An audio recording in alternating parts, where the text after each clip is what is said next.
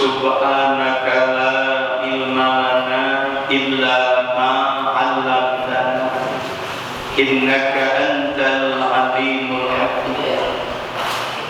Allahumma arinal haqqa haqqan warzuqna ittiba'ah wa arinal batila batilan warzuqna ijtinabah wa qul ja'al haqq wa zahaqal batil innal batila kana zahuqa. Faqala musannifu hadzal kitab rahimahullah wa nafa'ana bihi wa bi 'ulumihi fid dharain amin. Wa bihi qala Rasulullah sallallahu alaihi wasallam idza aradallahu bi 'abdin khairan ja'ala ghinahu fi nafsihi wa tuqahu fi qalbihi wa idza aradallahu bi 'abdin syarran ja'ala faqrahu baina ainaihi.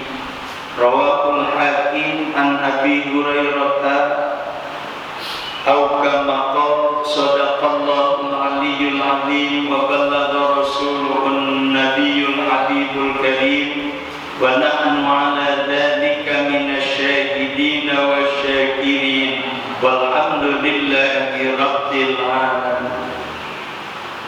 Hadratul mukarramin wal mukarramat, para asatidz wal asatidzah, para hujjaj wal hujjajah, tokoh agama, tokoh masyarakat, tokoh pemuda, para sesepuh, para binisku, para orang tua.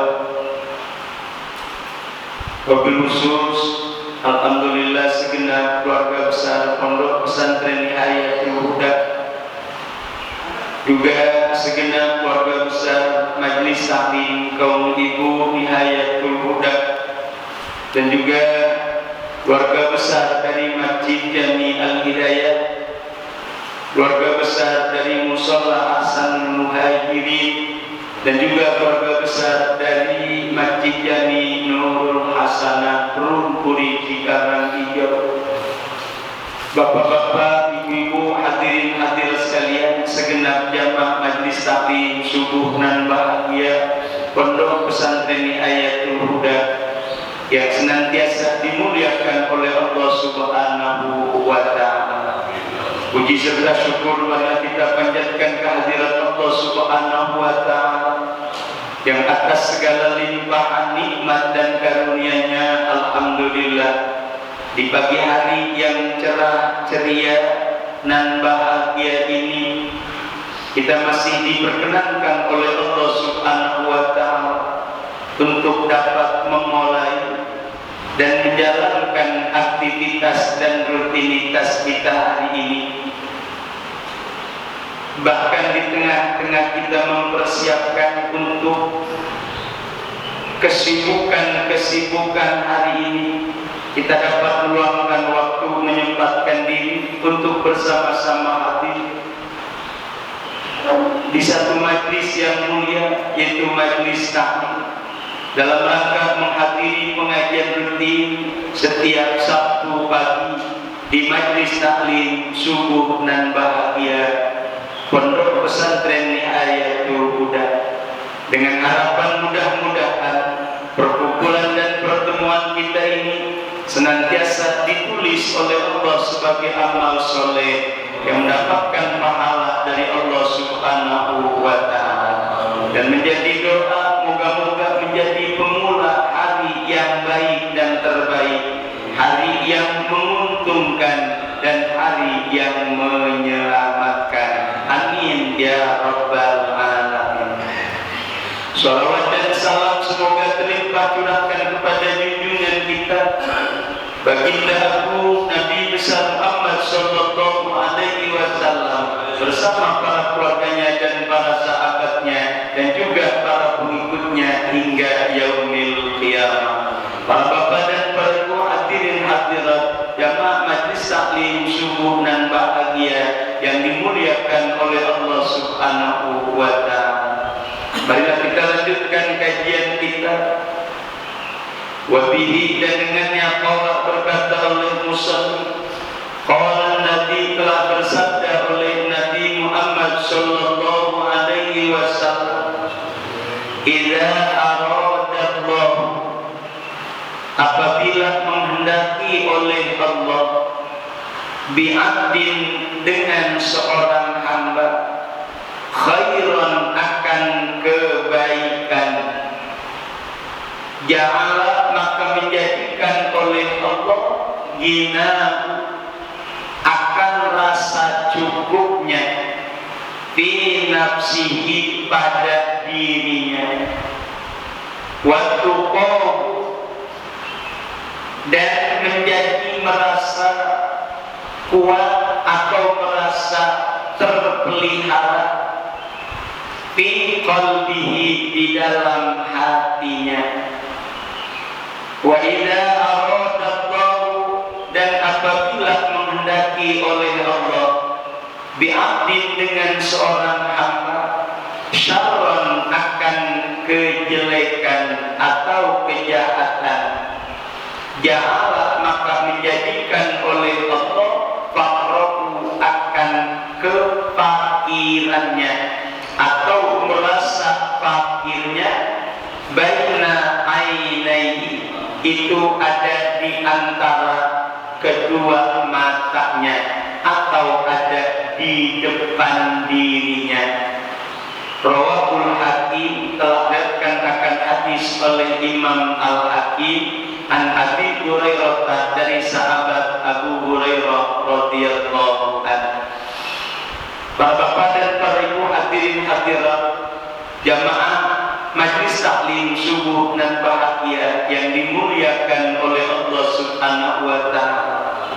Inilah kajian kita, kelanjutan dari kajian minggu yang lalu, yang diantaranya apabila kita hendak tidur atau mendatangi tempat tidur kita, seyogianya berwuduklah sebagaimana wuduknya untuk sholat. Kemudian berbaliklah ke arah atau ke pinggang sebelah kanan, kemudian berdoa. Kayaknya belum dibaca karena yang biasa sajalah bismika Allahumma ahya wa bismika amin.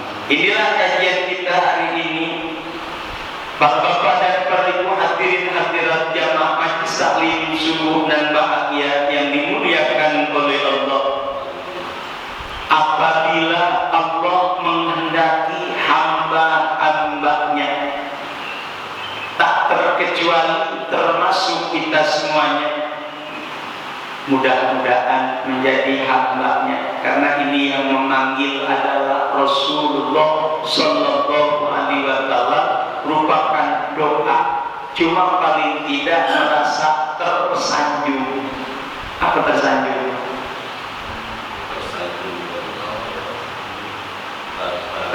Merasa diunggulkan, merasa ditinggikan, itu namanya tersanjung. Oleh karena itu, seyogianya menjadi sebuah harapan dan cita-cita, karena ini sudah merupakan satu kebahagiaan atau kebanggaan yang diberikan oleh baginda Rasul bi'abdin dengan hamba. Moga-moga benar-benar menjadi hamba Allah. Kemudian manakala Allah menghendaki hambanya untuk kebaikan, baik kebaikan dunia, lebih-lebih kebaikan akhirat, maka Allah akan menjadikan rasa cukupnya ada di dirinya. Ini terutama kebaikan tentang dunia. Adapun tentang akhirat tidak boleh merasa cukup. Ya, harus selalu berusaha untuk lebih banyak, lebih baik. Itu soal akhirat. Adapun soal dunia, inilah yang dianjurkan oleh baginda Rasul, bahkan diingatkan oleh baginda Rasul, moga-moga menjadi sebuah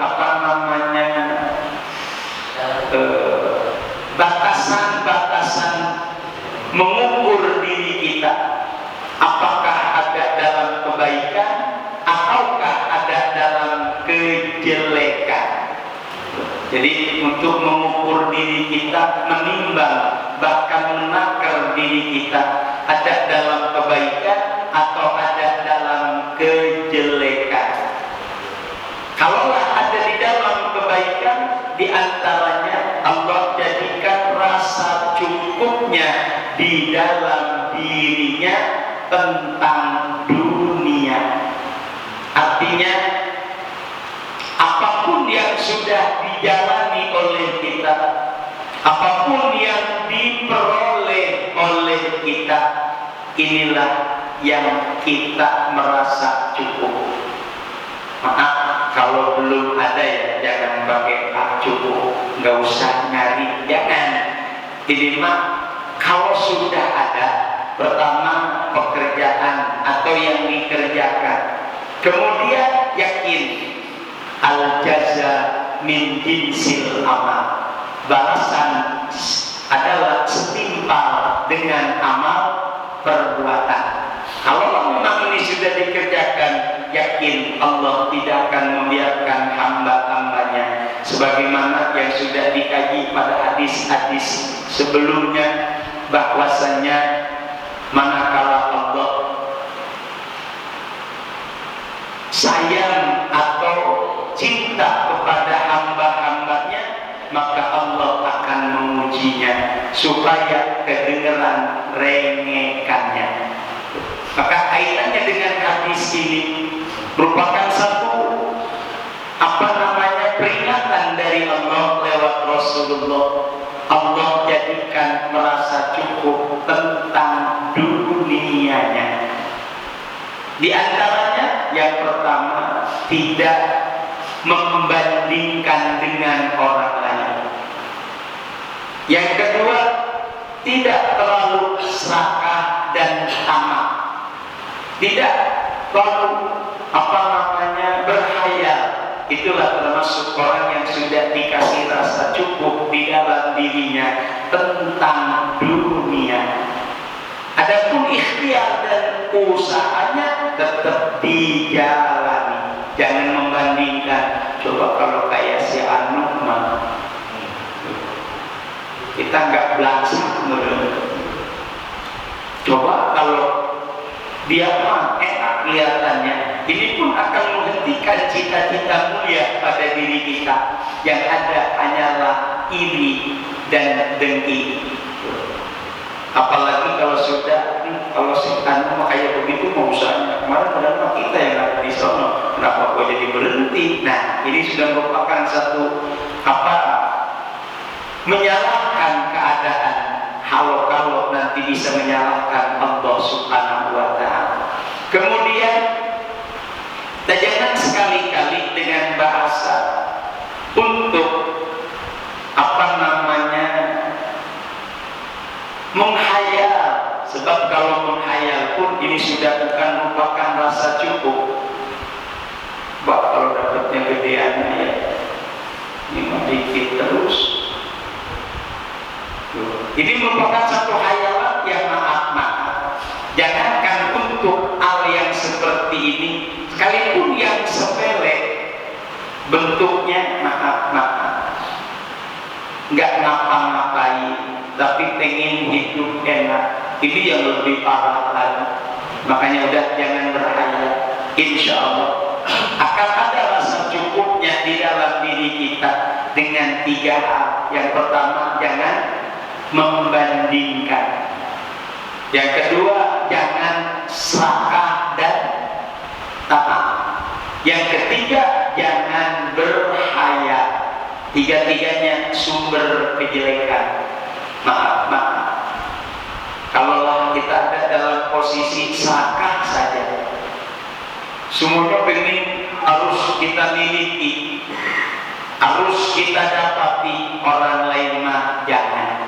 Ini sudah merupakan satu tanda yang tidak baik, dan pada akhirnya akan terjebak di dalam hal-hal yang diharamkan oleh Allah Subhanahu wa Ta'ala. Bahkan insya Allah akan ada rasa bersih di dalam hatinya. awalnya orang yang diberikan kebaikan oleh Allah, artinya dibersihkan oleh Allah. Yang pertama, dari rasa takabur. Yang kedua, dari ujub. Yang ketiga, bersih dari pelit, insya Allah.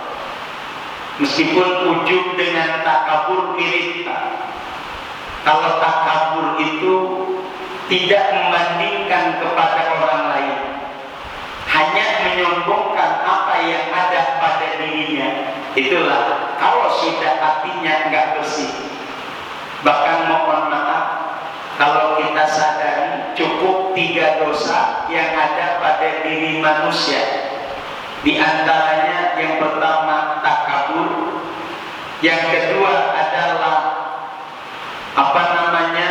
serakah, yang ketiga adalah hasud.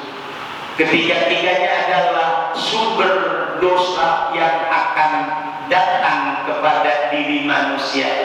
Sebab kalau dititi mangsa, sombong asalnya dari iblis. Kemudian serakah dari Nabi Adam, mohon maaf, dari Nabi Adam alaihissalam. Adapun hasud dari putra-putra Nabi Adam, yakni Qabil dan Habil. Yang pertama kali merebut kesombongan Allah adalah iblis saat disuruh sujud oleh Allah kepada Nabi Adam. Apa kata iblis? Ana khairun minhu, aku lebih baik daripadanya. Maka inilah sombong yang bisa menular kepada siapapun juga. Kemudian serakah, tamak, kalau bahasa Arabnya hirsun. Ya, siapa yang memula adalah Nabi Adam beserta Siti Hawa. Kenapa dia memulanya? Mohon maaf, Allah sudah pesan, Allah sudah wanti-wanti. Oke, pertanyaan, kalau rumput tetangga lebih hijau, lepas itu gimana? Apa? Rumput tetangga lebih hijau gitu. Oh gitu. Ini mah berarti kita lagi kesurupan. Ya, lagi kesurupan. Itu memang sebetulnya selalu ada. Maka ini pun termasuk hal-hal yang perlu dicermati. Jangan-jangan hati kita lagi kotor. Makanya waktu hatinya bersih. Ini yang disayang dan dipilih oleh Allah ada dalam kebaikan. Ya makanya mohon maaf, kalau baru ada istilah cakep bener, mungkin masih normal. Ya masih dibilang oke, dah nggak masalah. Tapi kalau pantasnya ya, boleh ya. Ini udah mulai agak sedikit bergeser. Kenapa harus sama dia bukan nama gua? Sirik namanya. Inilah udah macam-macam akibatnya. Makanya mohon maaf, silakan. Tapi inilah yang harus dikendalikan oleh kita. Hati kita bersih apa enggak? Oleh karena itu mohon maaf. Nanti ada udah difasilitasi surga, dan apa yang ada adalah merupakan makanan kenikmatan untukmu wahai Adam dan Hawa. Tapi karena ada tadi serakah, udah dilarang masih kene diterjang, akhirnya punya hukuman yang begitu berat, bahkan begitu lama. Yang ketiga adalah termasuk iri. Kita itu iri, Pak. Iri jangan liatin tetangga, udah anggap mau kayak apa modelnya, jangan mempengaruhi kita. Sebab apapun yang kita lihat bisa jadi baik, bisa jadi jahat. Makanya Qabil dan Habil berseteru hanya karena pengen apa yang dia cita-citakan. Oleh karena itu bersih dari sombong, bersih dari irsun atau serakah dan tamak. Yang ketiga bersih dari hasud. Insya Allah akan mengurangi dosa-dosa yang lain. Terlebih-lebih inilah yang disebut takwa, adalah orang yang kuat pendiriannya. Itu bisa juga dari kata-kata takwa. Sebab takwa itu bisa juga kuat, kowa, yakwi, biqoyatan, takiyatan. Itu dalam ilmu soroknya. Jadi wakoya, yakiyu, tadinya yaukiyu, biqoyatan, takiyatan, watakwa. Makanya orang yang takwa adalah orang yang kekuatannya, nalarnya hebat. Nalarnya hebat. Apa nalar? Adalah kepribadiannya dan daya pikirnya. Gak gampang terpengaruh atau terdinkir oleh sesuatu perkara. Ada di dalam hatinya, maka hatinya kuat. Paling tidak, hidup tidak cukup dengan sendiri. Ada pengaruh-pengaruh yang lain. Andai kata kita dalam rumah tangga, kadang-kadang bisa jadi istri yang mempengaruhi kita. Tuh orang-orang kepunyaan kita dulu. Itu udah mulai kelimpungan, itu udah mulai kelimpungan. Tapi kalau hatinya kuat, itu kan rezeki dia. Jangan pakai berbanding-banding tuh. Jadi kan dalam rumah tangga, Pak. Atau mungkin sebaliknya, istrinya hebat, pendiriannya, suaminya, tapi nggak ada ustaz ya, kali ada takutnya. Kamu mah nggak mau bisa benar, apalagi habis orang-orang pada punya. Tapi kita kadang-kadang termasuk cupar kalau bahasa orang Jawa. Kalau ikut ambil bagian dari apa yang ada di dalam kehidupan istri. Kalau di sana memang ini adanya. Jangan sampai masya Allah, mohon maaf, karena ada yang ngomong bahasa kita, istrinya pendaringannya bocor atau apa? Gitu. Habis mulu, kalau bisa nyimpen pisah. Ini pengaruh dari seorang laki-laki atau suami bisa bikin istri puyeng. Nah, karena seakan-akan tidak cukup dengan udah diusahakan ini, ya kebutuhannya banyak, ya tetap habis. Lu mau disimpan utangnya banyak. Inilah bahasanya. Ini istri lebih cerdik, insya Allah. Oke, suami istri hebat, anak. Kadang-kadang anak datang mempengaruhi kita. Beli anu, Pak, usia anu udah punya anak, bilang kita pakai anu baik kan gitu. Ini udah mulai pikirannya udah punya lagi baik. Makanya mohon maaf, kalau memang merasa cukup sudah ada di dalam lingkungan kita, di dalam lingkaran kita, insya Allah semuanya ada dalam kebaikan. Ini yang kita harapkan. Maka tiada intinya dengan doa keluarga atau yang disebut doa pengantin lama. Masih apa kira-kira? Insya Allah. Allahumma asli data bainina wa alif baina qulubina wahdina subulas salam wa jannibnal fawahisha ma zuhara minha wa ma batan. Itu doa pengantin lama. Apa namanya? Ya kudu dihafalin. Ini mah doa apa namanya dalam rumah tangga. Ya kan, kalau nunggu didoain orang lain mah belum tentu mendoain rumah tangga kita. Pun dulu didoain sama Amil dulu. Ya kan, kita mah belum pernah doa, belum pernah. Ya kan, belum dari pengantin baru ke pengantin lama, ada doa-doa.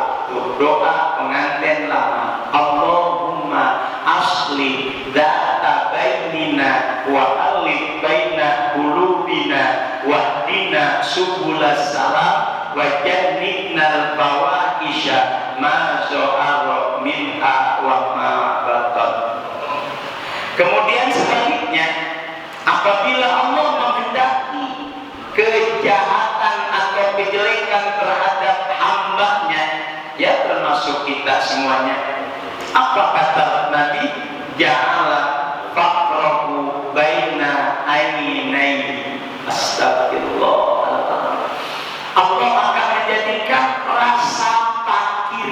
Nah, kata-kata rasa fakir tidak harus orang fakir aja, tidak harus orang miskin aja, tidak harus orang susah aja, bahkan orang yang segala ada tapi rasa fakirnya memburu dan mengejar kita, yang akhirnya capek untuk mengikutinya, capek untuk menanggulanginya. Kenapa? Karena rasa fakirnya ada. Jangankan untuk orang-orang yang sibuk, diem pun capek.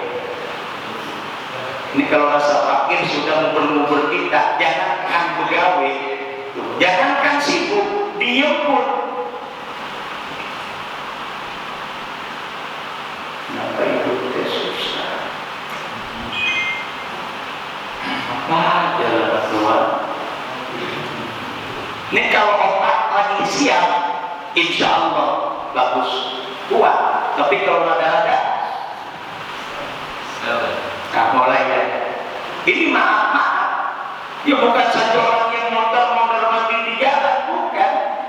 Orang yang buntu dalam pemikirannya pun ini sudah merupakan awal dari kejahatan, awal dari kejelekan yang diberikan oleh Allah Subhanahu wa Ta'ala.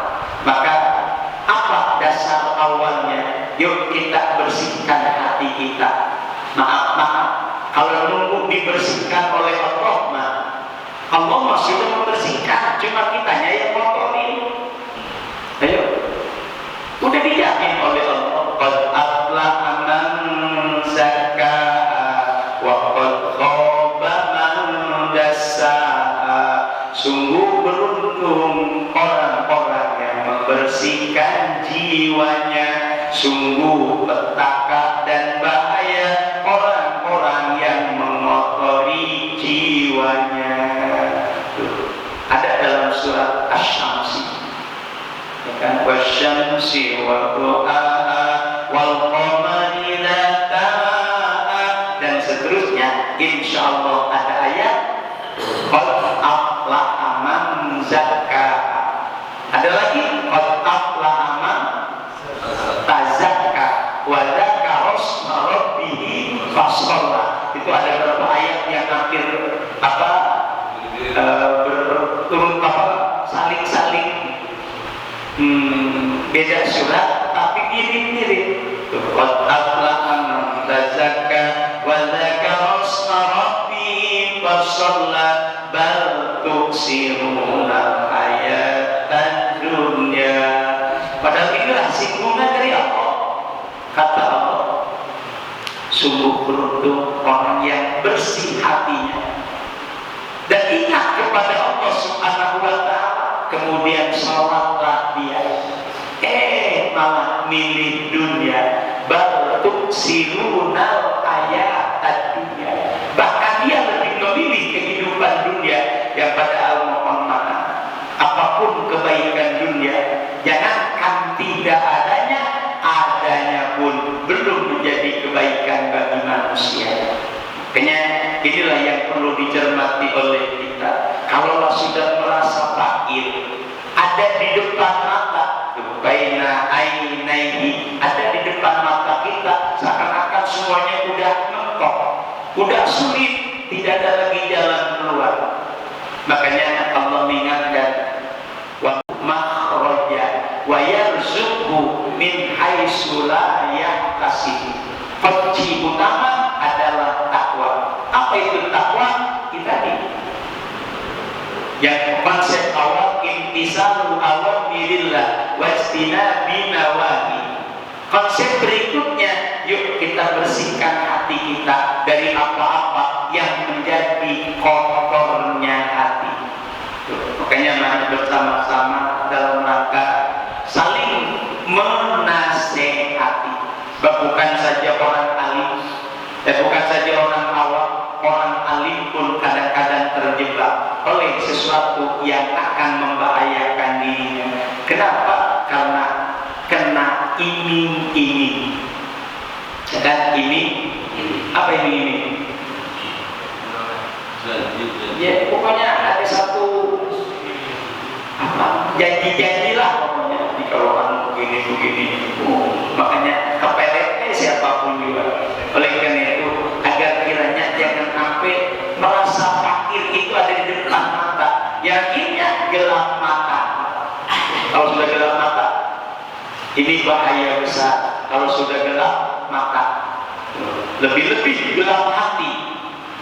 Kalau gelap mata mungkin masih bisa ramparente, ya kan, masih bisa cari pegangan. Coba kalau gelapnya hati, lebih gelap daripada apa-apa yang dirasakan oleh orang yang tidak bisa melihat.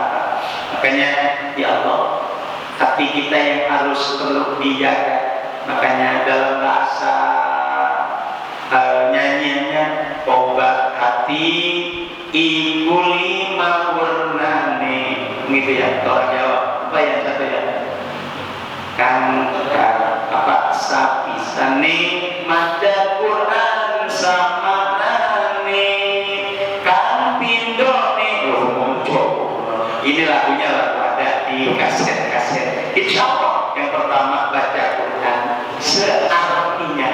Syukur-syukur dia baca Quran diterjemahkan. Bapak ada Quran terjemah, habis baca, ya nggak usah banyak-banyak sain, kemudian diterjemahkan. Oh, ternyata artinya hebat. Kayak tadi kan ada qad aflaha man zakkaha, sungguh beruntung orang yang membersihkan jiwanya. Wa qad khaba man dassaha, betapa ruginya orang yang mengotori jiwa. Membersihkannya dengan apa? Dengan memperbanyak ibadah. Apa motorinya? Banyak maksiat, banyak dosa. Na'udzubillahi min dzalik. Waktu lagi yang membatasi kita, waktu isyraq telah tiba. Oleh karena itu, mudah-mudahan dalam bentuk kebaikan dan kejahatan ini adalah perjalanan manusia. Semuanya pengennya mah baik, pengennya mah selamat dunia akhirat. Cuma kian banyak lika-liku perjalanan hidup manusia ada dalam bahaya. Na'udzubillahi min dzalik. Yang lebih parah, udah segala ada tapi masih menghayal ini anu dan sebagainya, yang pada akhirnya kita terjebak di dalam numpuk-numpuk harta, atau mungkin hanya hayalan belaka. Kalau bahasa sinetron ya, dia lagi gila-gila ini yang disebut-sebut ini, gila-gila ini disebutin ini, lalu Pak sinetron ini suka nonton gitu, motor apa?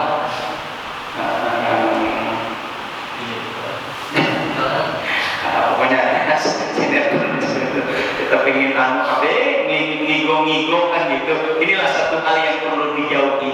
Kenapa? Takut membebani pikiran. Kalau masih sehat, insya Allah kuat. Tapi kalau sudah nggak sehat, na'udzubillahi min dzalik. Demikianlah kajian yang dapat saya sampaikan. Mudah-mudahan ada hikmah dan manfaatnya.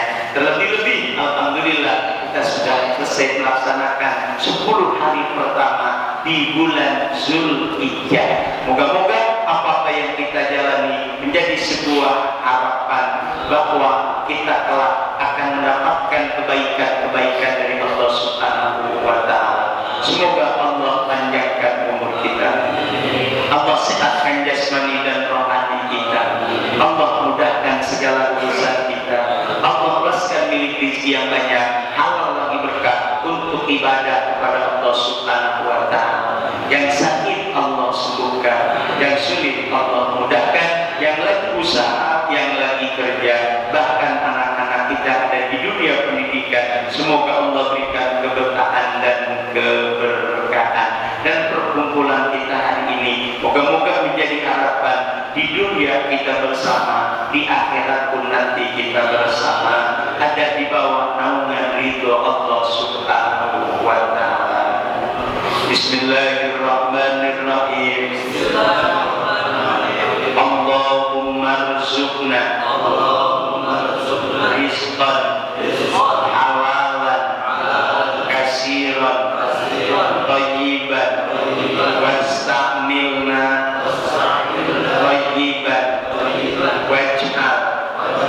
ausa'a rizqika alaina inda ibadi sinina wal kitoi umurina bi barakatil Fatihah. A'udzu billahi minasyaitonir rajim. Bismillahirrahmanirrahim. Alhamdulillahi rabbil alamin. Arrahmanir rahim. Maliki yaumiddin. Iyyaka na'budu wa iyyaka nasta'in. Ihdinas siratal mustaqim. Siratal ladzina an'amta 'alaihim ghairil maghdubi 'alaihim waladdallin. Amin. Astaghfirullah Rabbal baraya. Astaghfirullah minal khataaya. Rabbi zidni ilman nafi'an wa waffiqni amalan maqbula wa habli rizqan wasi'an wa dum alayya tawbatan nasuha. Amin ya Allah. Bismillahirrahmanirrahim. Alhamdulillahi rabbil alamin. Allahumma shalli ala sayyidina Muhammadin wa ala alihi wa sahbihi. Allahumma ighfir lana dhunubana wa liwalidina warhamna warhamhum rabbana sirra. Rijal muslimina wal muslimat wal mu'minina wal mu'minat al ahya'i minhum wal amwat. Rabbana atina fid dunya hasanah wa fil akhirati hasanah wa qina adzabannar. Wa sallallahu ala Muhammadin wa ala alihi wa sahbihi wa baraka wa sallam. Rabbana alamin. Terima kasih dan mohon maaf. Selamat berpisah, selamat berjumpa di lain waktu dalam keadaan panjang umur, sehat walafiat, dan semoga Allah memberkahi kita semuanya. Usikum ibadallah wa nafsi bitaqwa.